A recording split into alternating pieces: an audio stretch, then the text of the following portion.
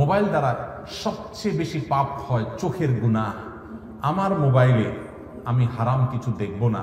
আমার ফেসবুকে যদি কোনো ফ্রেন্ডের, কোনো বন্ধুর লিস্টে থাকার কারণে খারাপ কিছু আসে, ওকে আনফ্রেন্ড করে দিব। কোনো পেজ থেকে খারাপ কিছু আসে, ওটাকে আনফলো করে দিব। কোনো নিউজ পোর্টাল থেকে বাজে কিছু আছে, ওইটাকে ব্লক করে দিব। কোনো গ্রুপে থাকার কারণে খারাপ কিছু আসে, ওই গ্রুপ থেকে লিভ নিয়ে নিব। সোজা কথা, আমি হারাম থেকে বাঁচার জন্য চেষ্টা করবো, কারণ আল্লাহ বলেছেন ওয়ালা তাকরাবুজ জিনা, জিনার কাছেও যেও না। যুবক ভাইরা আমার, আপনি আজকে একটা আর্টিকেল পড়বেন, খারাপ নোংরা একটা নিউজ পড়বেন, একটা মেয়েকে নিয়ে বাজেভাবে একটা নিউজ করেছে একটা বই কোনো প্রতিষ্ঠান কিংবা কোনো বড় মিডিয়া, আপনি সেটা আজকে পড়লেন। কালকে একটা ভিডিওতে একটা মেয়ের অঙ্গভঙ্গি, তার শরীরের বিভিন্ন অঙ্গ প্রত্যঙ্গ দেখলেন, হারাম মজা নিলেন। আপনি পরশু আরেকটা হয়তো ভিডিও ক্লিপ দেখলেন, অশ্লীল কিছু দেখলেন, আপনার মনটা অস্থির হবে। আপনি চোখের জেনা থেকে মনের জেনায় চলে যাবেন, আপনি অনেক জেনায় চলে যাবেন। আপনার বৈবাহিক জীবন ধ্বংস হবে, ঈমান আমল ধ্বংস হবে, আপনি ইবাদতের স্বাদ থেকে বঞ্চিত হয়ে যাবেন। এই জন্য স্মার্টফোন ব্যবহার যারা করবেন, এই গুনাহ থেকে বেঁচে স্মার্টফোন ব্যবহার করা মানুষ এখন সোনার হরিণ হয়ে গেছে। ঠিক না ভাই? ঠিক। আমরা যতগুলো পয়েন্ট বলছি, মধ্যে সবচেয়ে গুরুত্বপূর্ণ হলো এই পয়েন্টটা। বিধায় মোবাইল ফোনে হারাম কোনো কিছু দেখার ব্যাপারে আমাদের সবচেয়ে বেশি সতর্ক থাকতে হবে, সেটা দেখা থেকে সাবধান, আপনার বিরত থাকতে হবে। আল্লাহ তাআলা আমাদেরকে তৌফিক দান করুন। অনেক যুবকরা আমাদের কাছে প্রশ্ন লেখেন, ভাই আমরা মাস্টারবেশনে আক্রান্ত, হস্তমৈথুনে অভ্যস্ত হয়ে গেছি, বাঁচতে পারি না। এর প্রধান কারণ হলো এই মোবাইল ফোন। আমি বলি যে আপনি মোবাইল ফোনটাকে, স্মার্টফোনটাকে চেঞ্জ করে ফেলেন, একটা বাটন ফোনে চলে যান। 6 মাস আপনি নিজের বিরুদ্ধে নিজে সংগ্রাম করেন, ইনশাআল্লাহ দেখবেন আপনার এই বদভ্যাস এমনি কি হয়ে গেছে, দূর হয়ে গেছে। ভাইরা আমার, আল্লাহ তাআলা আমাদের এই যৌবন সম্পর্কে, সময় সম্পর্কে জিজ্ঞাসাবাদ করবেন। এগুলো বিশ্বাস করেন, আপনার দুনিয়ারও কোনো কাজে আসবে না, দুনিয়ারও কোনো কাজে আসবে না, আখিরাতের কোনো কাজে তো আসবেই না। আপনি বলবেন আমি ইনফরমেশন জানতে চাই, আমি তথ্য সম্পর্কে সচেতন হতে চাই। যেই তথ্য আপনার জানা জরুরি, ওইটা আপনি স্ক্রল না করলেও জানবেন, আপনাকে কেউ না কেউ বলবে। অতএব তার জন্য মূল্যবান সময় নষ্ট করা যাবে। আমরা গেমস খেলে নষ্ট করি। ভাইরা আমার, এই গেমস খেলতে গিয়ে মিউজিক শুনতে হয়, চোখের জেনা করতে হয়, মোবাইলের প্রতি আসক্তি তৈরি হয়, নানা রকমের গুনাহ এবং নাজায়েজ কাজে লিপ্ত হতে হয়। এই জন্য মোবাইল ব্যবহারে অতিরিক্ত সময় ব্যয় করা, ইউটিউবে, ফেসবুকে, গেমসে ঘন্টাকে ঘন্টা ব্যয় করা, এটা মোবাইল ব্যবহারের আদবের শিষ্টাচারের খেলাফ এবং গুনাহের কথা। এটা করা যাবে না, নিয়ন্ত্রণ করতে হবে। বেশিরভাগ লোকই মোবাইল ব্যবহার করতে গেলে নিজের টাইমে নিয়ন্ত্রণ করতে পারে না। আল্লাহ তাআলা আমাদেরকে নিয়ন্ত্রণ করার তৌফিক দান করুন। একজন মুসলমান মোবাইল ফোন ব্যবহার করবেন, কিনবেন, কেন? তার উদ্দেশ্য কি হবে?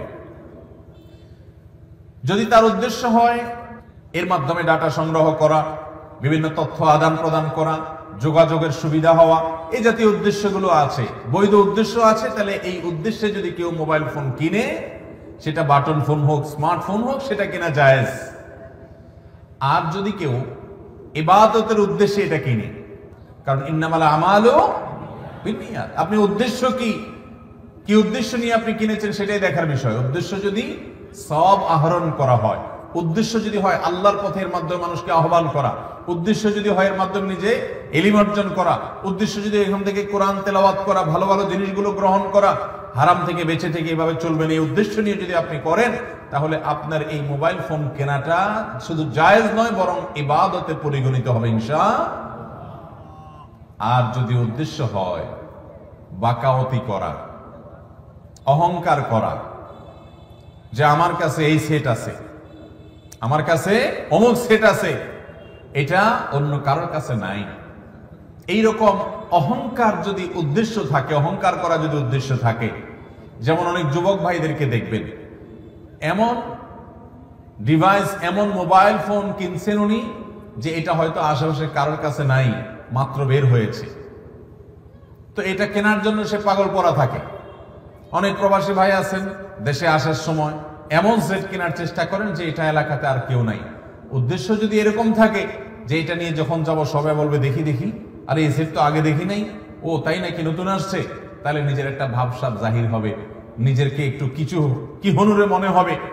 এরকম অন্য সবার থেকে নিজেকে পৃথক করার জন্য, আলাদা করার জন্য, বিশেষ ব্যক্তি এটা প্রমাণ করবার জন্য, অহংকার করার জন্য, দেখাবার জন্য যদি হয়, তাহলে সেই মোবাইল ফোন কিনলে গুনাহ হবে, নাজায়েজ হবে, এবং এটার কারণে সে আল্লাহর কাছে জবাবদিহিতার মুখোমুখি হতে পারে।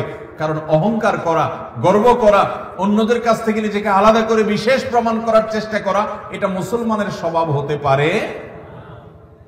ভাইরা আমার, তাইলে মোবাইল ফোনের এটার কেনার সময় উদ্দেশ্যের উপরে ভিত্তি করে 3 ধরনের বিধান চলে আসলো। কখনো এটি কিনা জায়েজ, যখন আপনি বৈধ কাজ করার জন্য ব্যবসা বাণিজ্য, চাকরি বাকরি, পারিবারিক আলাপ সালাপ এগুলো করবেন, যোগাযোগ করবেন, ডাটা আদান প্রদান করবেন, আপনার নিছক জায়েজ এবং বৈধ উদ্দেশ্য আছে, তাহলে এটা কিনা আপনার জন্য জায়েজ, সওয়াবও নাই গুনাহও নাই। আর যদি এটা কিনে আপনি কোনো নেক কাজ করবেন সে উদ্দেশ্য থাকে, এটা দিয়ে কোনো ইবাদত বন্দেগী ভালো কাজ করবেন এই উদ্দেশ্য থাকে, তাহলে এটা কেনাটা জায়েজ, শুধু না এটা কেনাটা সওয়াবের কারণও হতে পারে। আর এটা কিনে আপনি হারাম কাজ করবেন, এটা দিয়ে হারাম ফিল্ম দেখবেন, হারাম জিনিস দেখবেন, নেটে আজেবাজে বিভিন্ন জিনিস দেখবেন, এবং বিভিন্ন রকমের মেয়েদের ছবি ছেলেরা দেখবেন, মিউজিক সহ গান শুনবেন, বিভিন্ন নায়িকা গায়িকাদেরকে দেখবেন, এবং বিভিন্ন অপকর্ম করা যায় সেগুলো করবেন।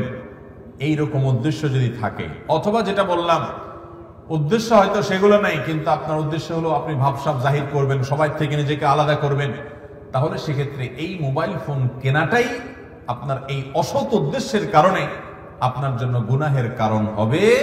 আল্লাহ আমাদেরকে বেঁচে থাকার তৌফিক দান করুন।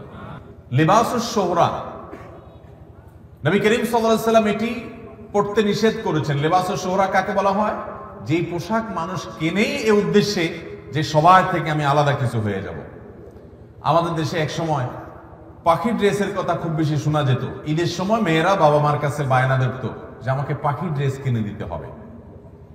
পাখি ড্রেস যদি কোনো বাবা মা কিনে দিতে না পারতেন, তাহলে অনেক মেয়ে আত্মহত্যার পথেও চলে গেছে, এমন ঘটনাও পেপার পত্রিকায় আসছে। ঠিক না ভাই? ঠিক। পাখি ড্রেসের প্রতি এত টান, এর কারণ কি? এর কারণের ভিতরে একটা কারণ এটাও যে এটা কেউ কেউ পড়ছে, সবার নাই, তো আমার যদি থাকে তো একটা অহংকার হবে যে আমার কাছে এটা আছে পাখি ড্রেস।